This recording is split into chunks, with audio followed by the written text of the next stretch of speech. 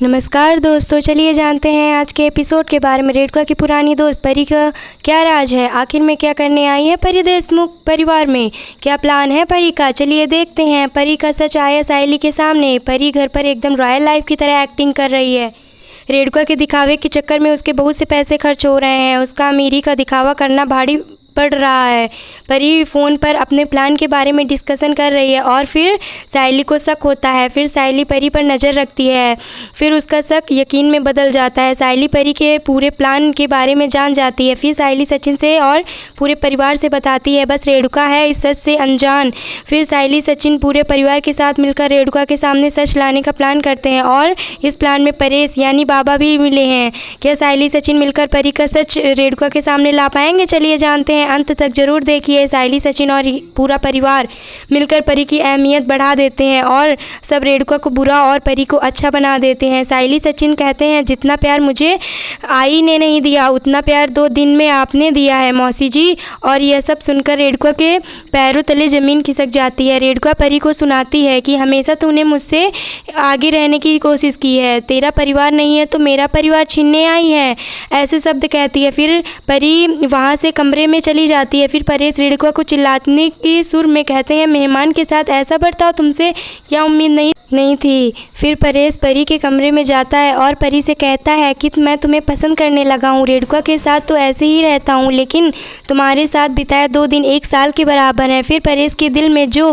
है वह सब परी से कहते हैं। तब परी भी उन्हें कहती है, मैं भी पसंद करती हूँ आपको। और फिर परेश कहते हैं, मेरे नाम पर तो कुछ भी नहीं है, सब रेणुका के नाम पर है। मैंने जो भी कमाई की है ज़िंदगी भर सब मैं तो ऐसे ही तुम्हारे साथ हूँ। तब परी कहती है, मुझे इन सब की ज़रूरत नहीं है, मुझे तो बस आप चाहिए, लेकिन आपकी ज़िंदगी भर की कमाई है तो इसे आपके पास ही होना चाहिए। फिर परी कहती है, मेरे पास एक आइडिया है, आप पेपर साइन करा लो, मैं इन्वेस्टर हूँ, ऐसे पेपर बनवा कर आप करोगे ऐसा ना। फिर परेश रेणुका से साइन करवाता है। रेणुका पूरी तरह से अनजान है इस सच से।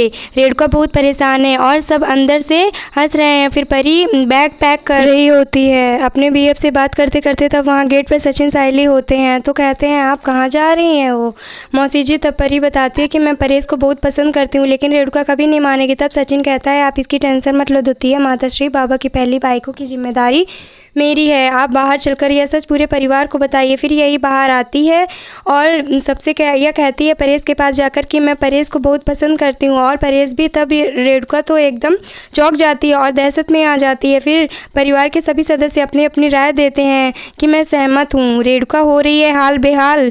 फिर यही सब बातें चल रही होती हैं। उसके बाद सचिन कहता है रेणुका से कि बस आप ही ड्रामा कर पाती हैं, हम सब नहीं कर पाते हैं। तब परी यह सुनकर दंग रह जाती है। फिर परेश कहते हैं, मैं सिर्फ और सिर्फ रेणुका हूँ और किसी का नहीं, मेरा परिवार मेरी दुनिया है। तब रेणुका के चेहरे पर खुशी आती है। फिर परी अपनी सच्चाई बताती है और रेणुका यह सब सुनकर कहती है, इतना बड़ा झूठ बोला। फिर सचिन कहता है, इससे पुलिस से पकड़वा दिया जाए या छोड़ दिया जाए, या तो बाबा की बाइक को ही बताएगी। फिर वह कहती है कि इसने भले ही मुझे अपना दोस्त ना माना हो, लेकिन मैंने इसे माना है, इसलिए छोड़ दो। फिर परी सबसे माफ़ी मांगती है, फिर चली जाती है। फिर आया कहानी में नया मोड़। देखिए नई कहानी की आखिर में सचिन की गाड़ी से कोई जाना ही नहीं चाहता है, लेकिन क्यों, आखिर ऐसा क्या हुआ जो सचिन की गाड़ी से कोई नहीं जाना चाहता है। क्या सचिन का काम एकदम ठप्प हो जाएगा, देखते हैं नेक्स्ट एपिसोड में। दोस्तों चैनल को लाइक शेयर एंड सब्सक्राइब करना ना भूलिए। धन्यवाद दोस्तों, फिर मिलते हैं नेक्स्ट अपकमिंग ट्विस्ट के साथ। धन्यवाद।